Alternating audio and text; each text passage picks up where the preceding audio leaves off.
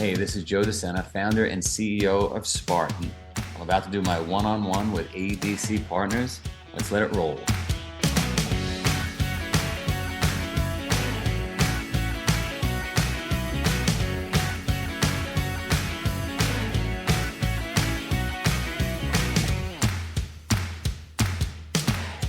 Hi, this is Dave Malmy of ADC Partners. And let's get one thing out of the way. Joe Sena thinks you're soft, and he wants you to suffer. In fairness, the founder and CEO of the obstacle competition empire Spartan Race thinks just about everyone is soft and can benefit from some suffering, because he believes it's in those moments when you're exhausted and at what you think are your limits. You see, that's where real personal transformation occurs, and the tightest possible bonds are formed. It's for those reasons that Joe and Spartan Race are on a mission to change 100 million lives. In our conversation, Joe and I talk about his own personal transformation, the twists and turns of making Spartan Race the global brand it is today, the challenges of running an events-based business coming out of a pandemic, and where things head from here, and why that may or may not include bears. Enjoy. So, Joe Sena, you are clearly an inveterate entrepreneur, right? You founded your first business cleaning pools on Long Island as a teenager. Can you talk about that first initial foray into building your own business? Like, what was your motivation, and what do you attribute that initial success to? My motivation for starting a business, when I think back, because I think about my own children a lot, was simply I wanted to make money. I wanted to find out, was I tough enough? Was I smart enough? Could I get it done? I was young. Everybody around me was hustling, so the environment was right. So you were surrounded by it. I was surrounded by it, and it was an achievement to have a roll of $100 bills in your pocket. It was something that people were chasing, and if you didn't chase that, you were left behind. Okay, so you saw it all around you. There was a real motivating factor. It caused you to dive in, no pun intended, to the pool business. You established that foundation. You go on to the Wall Street career. It's not exactly an active lifestyle working on Wall Street. And I'm wondering, at what point did you feel like, okay, I'm making a lot of money. I've got the roll of $100 bills in my pocket. But something needs to change. And I'm wondering what that moment, or what was that catalyst for you?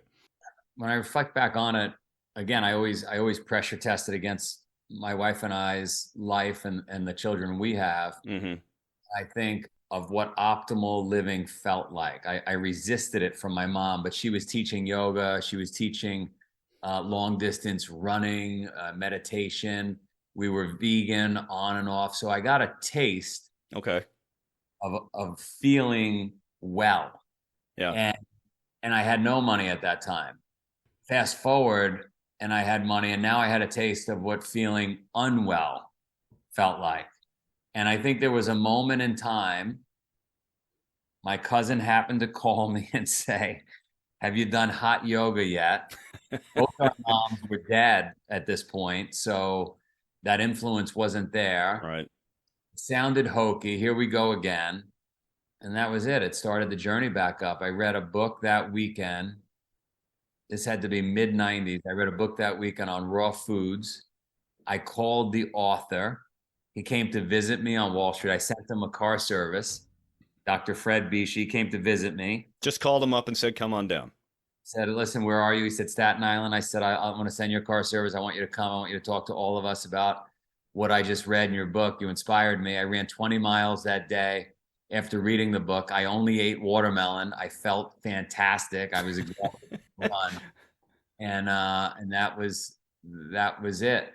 That's what really got you rolling. So just sort of getting this feeling of, you know what, I physically you start feeling better, and then obviously mind-body connection type stuff, and you start to feel efficient, more effective in your everyday life as well.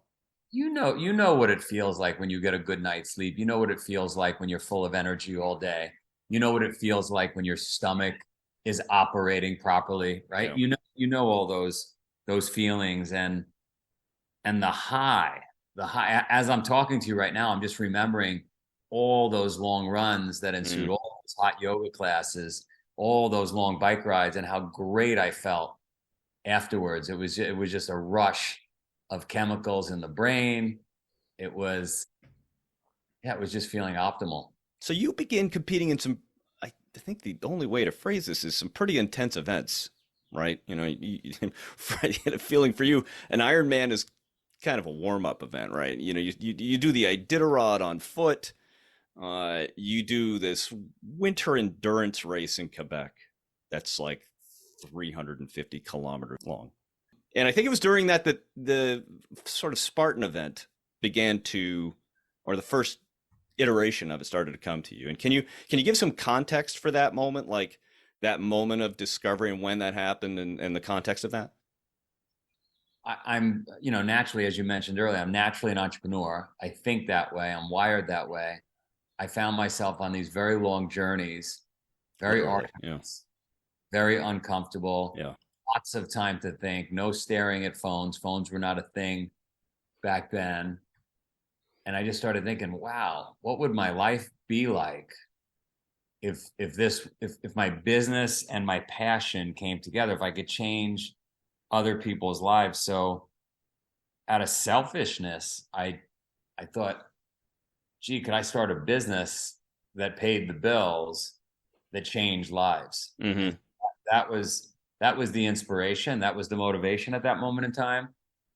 I didn't quite leave Wall Street right away, and I kept, probably 2 feet on Wall Street. I only stuck a hand out, The pinky toe. yeah, on this endeavor, and it worked. Eventually, I mean, it worked. Took a decade. Yeah, this is, success is not necessarily a straight line. Can you talk a little bit about, hey, can you give people a little bit of perspective about what a Spartan race is, what it entails? And then a little bit about some of the hurdles that were in your way to getting to the point where you find yourself today. Yeah, Spartan Race is an obstacle race. It's military inspired. It's crawling, climbing, jumping, you name it. If you can envision what GI Jane, GI Joe, Yeah. right, in their training and having to pass some tests in the military, that is basically an obstacle race. You're running, climbing, crawling, jumping, and you're being tested in physical and mental ways that you've never been tested before. We can go out and do a run. It's very linear. We can go out and Yeah. do a bike ride, very linear. This is up and down and sideways, and it really tests you at your core. It breaks up the monotony of a run. They're varying distances, could be 3 miles, 8 miles, 13 miles, or 100 miles. We put them on all over the world. Our main competitor for most of our existence was a company called Tough Mudder. We acquired them right before the pandemic, the absolute worst time. Youch.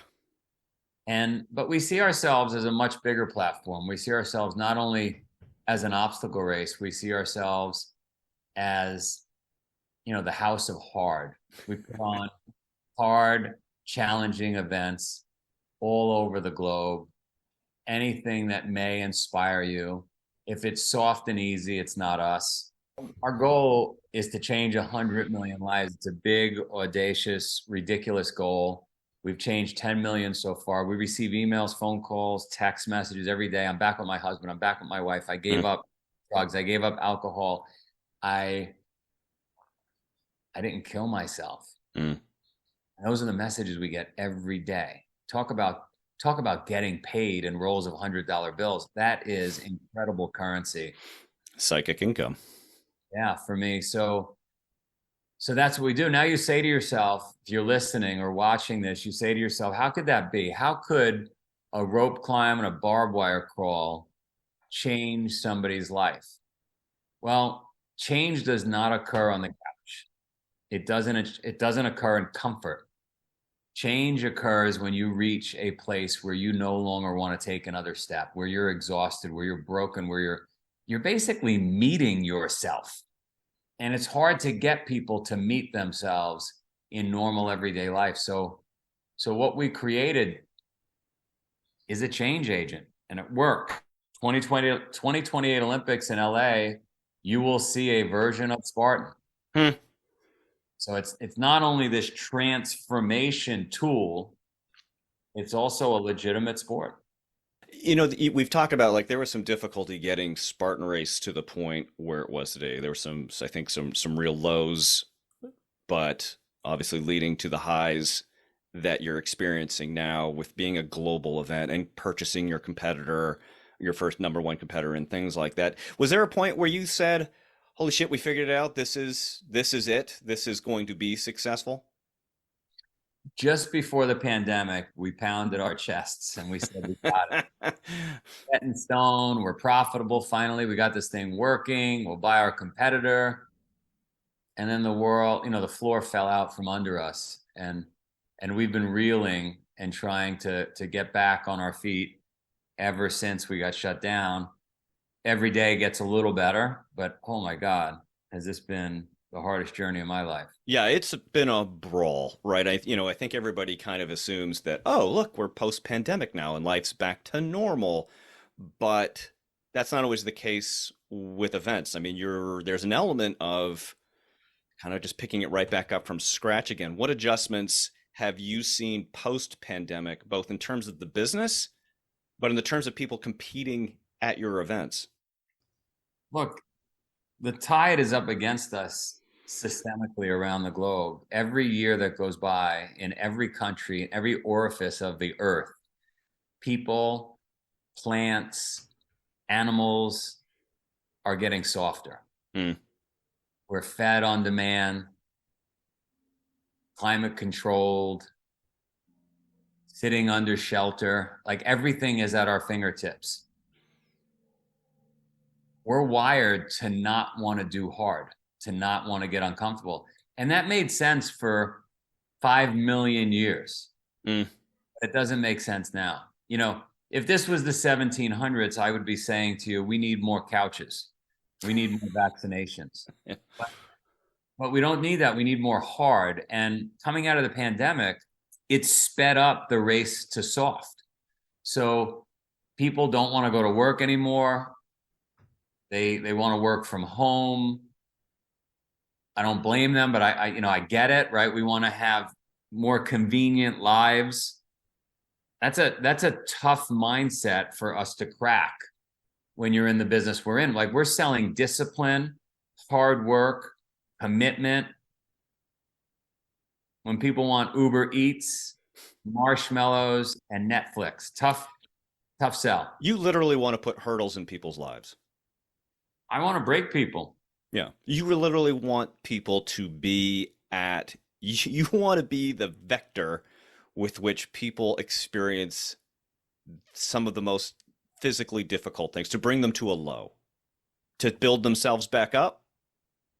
I mean, that's the goal. Yeah. The goal is to break people down, to meet themselves, to then put themselves back together in a much better fashion. This is not a one and done game, by the way. This is the lifestyle change. This Yeah. is going to bed earlier, waking up earlier, choosing your friends more wisely.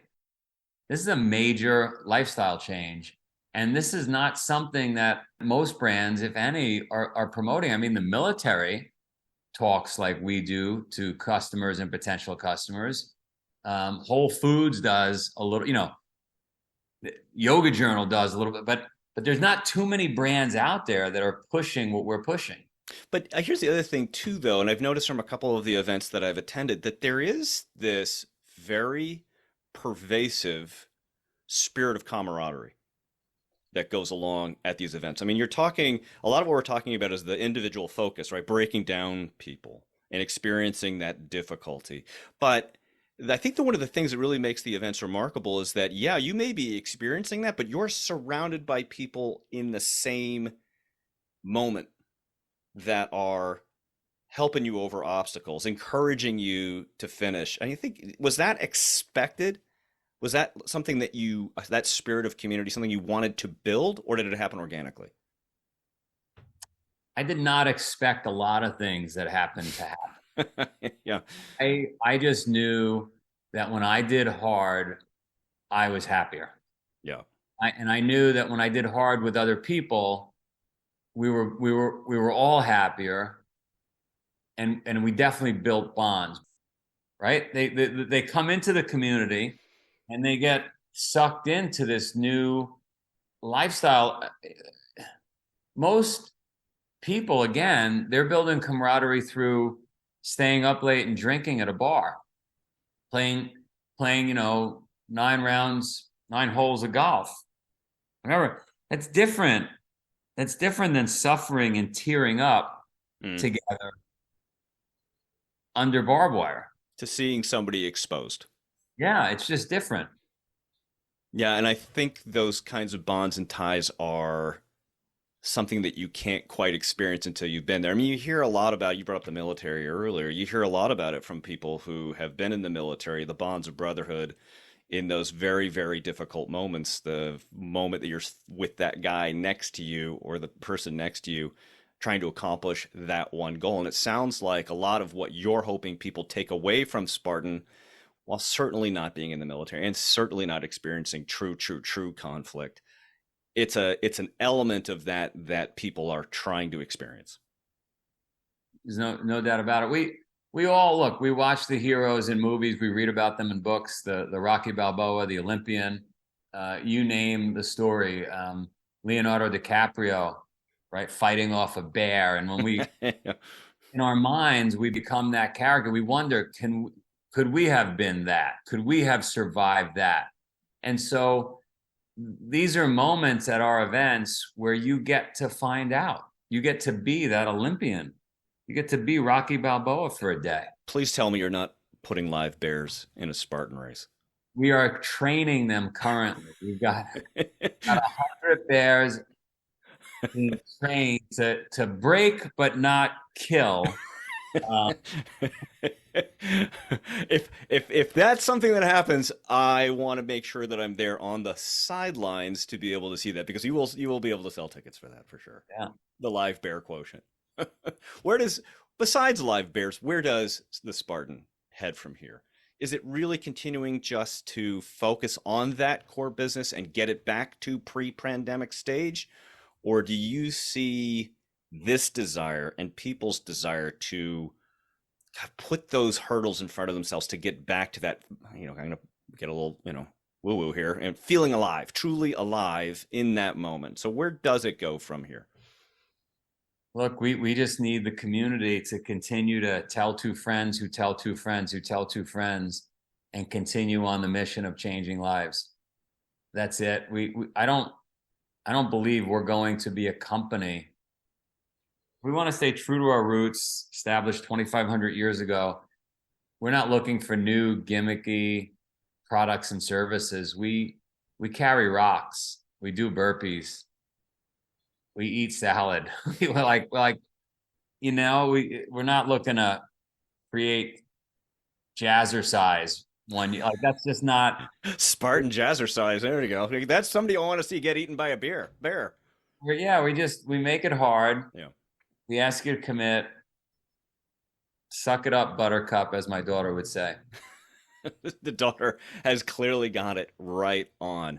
Joe DeSena, thanks so much for spending time. I know obviously this is a transitional and transformational moment for the business, so good luck with that. But before I let you go, I want to make sure that I put you through the lightning round, which is a couple of very quick questions for you. You're not seeing these ones coming. Just give me the first and quickest response you possibly can. Are you ready for the lightning round? Ready for the lightning round? Let's do it. Let's do this. Okay, first, what's your Moby Dick as far as event locations are concerned? What event location are you still chasing? The greatest event location globally that would excite me the most. I mean, we have the desert, which was exciting out in Abu Dhabi. We'd had the Great Wall in China. We did. I'm searching in my mind for some exotic place you haven't been. I haven't been. The moon. I guess the most obvious would either be, and this is going to piss people off. I'd love to have a race in North Korea. That is a white whale that you are chasing there. Okay, off to North Korea. You obviously worked on Wall Street for a while. What was the one stock you wish you picked? I picked a lot of stocks that were the right ones. I just sold them too early. Okay, it's not so much about the one, it's the when. What Spartan race obstacle did you look at and think, oh, we might have overdone it here? The gladiators. Which was, Coming into the finish line, there were a few gladiators that were massive men, would just pummel you if you tried to cross the finish line. That turned out to be a bridge too far. The other one was at our death race. I made the participants dig holes, build caskets, get in them, and I buried them. That was a bridge too far. but great content nonetheless. Okay, you started your pool business on Long Island, and legend has it that a few mob guys were among your customers. Can you please give me your very best Long Island forget about it? One of my customers asked me to go see a guy who were guys in that business and to wait outside his house. He wanted to put a pool in on his roof. Waited, and he never came out. Years later, we found out he was killing his architect inside the house at the time I was waiting outside. So it's a good thing I didn't go in. Yep, that'll be the best appointment you ever missed. And lastly, who is Leo? Leo, my little kettlebell friend, carry Leo around. Haven't done it in a while because on every flight I took around the world, well, 90% of the flights I took around the world, they started to take Leo from me. Oh. I would then arrive at my meeting without Leo, my kettlebell, and have to run and buy one because I would be considered and it just became too ridiculous. It became too over the top. How heavy was Leo? Leo was supposed to be 20 pounds. My wife mistakenly purchased a 20 kilogram kg, and so it was 44 pounds or 42 pounds, and it became a bit of a became a thing. But what was awesome about it for the 3 years I carried him everywhere was every day, every moment became a workout. If I had to go to a different terminal at an airport, it became like became a thing. Joe and Spartan, I appreciate the time, man. Have a great rest of your day. Thanks for having me. Thanks for listening to this episode of the One-on-One Sports Business Conversations podcast. If you enjoyed it, we always appreciate a subscribe, share, comment, or like. And don't forget, you can always find past episodes at abcpartners.com/podcast. This podcast is written, produced, edited, and hosted by Dave Almy. And theme music was composed by Scott Holmes.